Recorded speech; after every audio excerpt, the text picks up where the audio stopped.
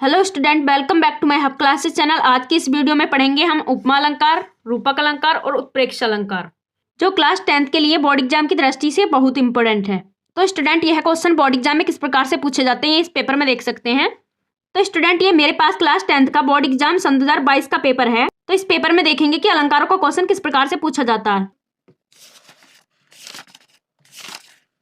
Student, इस paper में question number 8 का ख खंड है, उपमा अलंकार अथवा रूपक अलंकार की सोदाहरण परिभाषा दीजिए। तो देखिए, उपमा अलंकार भी है और रूपक अलंकार भी है। ये क्वेश्चन आपका 2 नंबर में पूछा गया है। तो स्टूडेंट, एक पेपर ये है, ये सन 2020 का पेपर है। अब इस पेपर में देखेंगे कि इसमें क्वेश्चन किस प्रकार से पूछा गया है। तो इस पेपर में भी क्वेश्चन नंबर 8 का ख खंड है, रूपक अलंकार अथवा उत्प्रेक्षा अलंकार का लक्षण तथा उदाहरण दीजिए। तो स्टूडेंट, इस प्रकार से आपके बोर्ड एग्जाम में ये क्वेश्चन पूछे जाएंगे। बोर्ड एग्जाम में हर साल पूछे जाते हैं। तो स्टूडेंट, उपमा अलंकार, रूपक अलंकार और उत्प्रेक्ष अलंकार को आप अच्छे से तैयार कर लेना। तो स्टूडेंट, अब की बार भी आपको बोर्ड एग्जाम में 2 अलंकारों की परिभाषा वाला क्वेश्चन जरूर मिलेगा, जिसमें से आपको एक की परिभाषा व उदाहरण लिखना है। आपको उपमा अलंकार अथवा रूपक अलंकार भी मिल सकता है और रूपक अलंकार अथवा उत्प्रेक्ष अलंकार भी मिल सकता है। तो इस प्रकार से आपके बोर्ड एग्जाम में यह क्वेश्चन जरूर आएगा, इसलिए आप तीनों अलंकारों को तैयार कर लेना। तो स्टूडेंट, अब पढ़ेंगे उपमा अलंकार की परिभाषा। जहां पर एक व्यक्ति की तुलना दूसरे लोक प्रसिद्ध वस्तु से रंग, रूप, आकार या धर्म के आधार पर की जाती है, उसे उपमा अलंकार कहते हैं। तो स्टूडेंट, यहाँ परिभाषा में लिखा है, जहां पर एक व्यक्ति की तुलना दूसरे लोक प्रसिद्ध वस्तु के रंग, रूप के आधार पर की जाती है। अब जैसे कि अब इस उदाहरण से समझेंगे, मुख चंद्रमा सा सुंदर है। तो इस पंक्ति का अर्थ है, मुख चंद्रमा के समान सुंदर है, यानी मुख की तुलना चंद्रमा से हो रही है। चंद्रमा क्या है? दूसरे लोक की वस्तु। जैसे कि इस परिभाषा में लिखा है, दूसरे लोक की प्रसिद्ध वस्तु से रंग, रूप के आधार पर की जाती है, वहां पर उपमा अलंकार होता है। उदाहरण इसका है, मुख चंद्रमा सा सुंदर है। तो स्टूडेंट, आपके बोर्ड एग्जाम में उपमा अलंकार की परिभाषा आती है, तो उपमा अलंकार की परिभाषा और उदाहरण आप इस प्रकार से लिख सकते हैं। तो स्टूडेंट, अब पढ़ेंगे रूपक अलंकार की परिभाषा व उदाहरण। रूपक अलंकार की परिभाषा है, जहां उपमेय या उपमान को एक रूप मान लिया जाता है, वहां रूपक अलंकार होता है।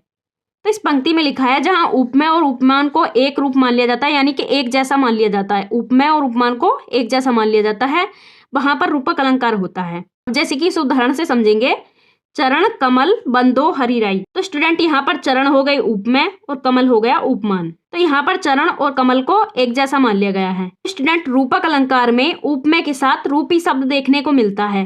तो यहाँ पर इस पंक्ति में हो गया चरण रूपी कमल। तो स्टूडेंट, इस पंक्ति में कवि कह रहे हैं कि मैं हरि के चरण रूपी कमल की वंदना करता हूँ।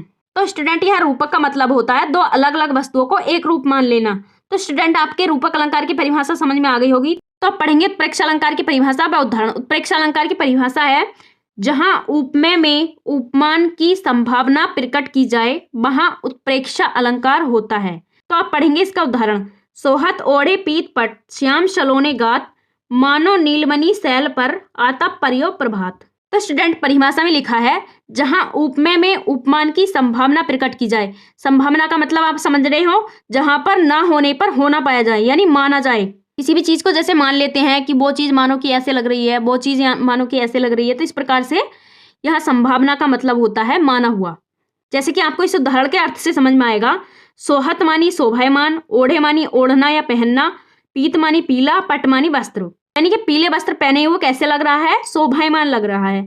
आगे पढ़ेंगे, श्याम सलोने गात। श्याम मतलब कृष्ण, सलोने मतलब सावला, गात में शरीर, यानी कि सावले शरीर पर पीले रंग के वस्त्र बड़े शोभायमान लग रहे हैं।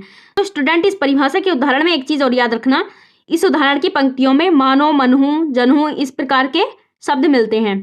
तो जैसे कि यहाँ पर मानो शब्द दिया है, इसका मतलब है मानो की नीलमणि शैल पर, यानी नीलमणि शैल के ऊपर, आतप परियो प्रभात। आतप मानी सुबह का, परियो में पड़ रहा है और प्रभात में प्रकाश, मानो कि ऐसे लग रहे हैं जैसे कि नीलमणि शैल के ऊपर सुबह का प्रकाश पड़ रहा हो।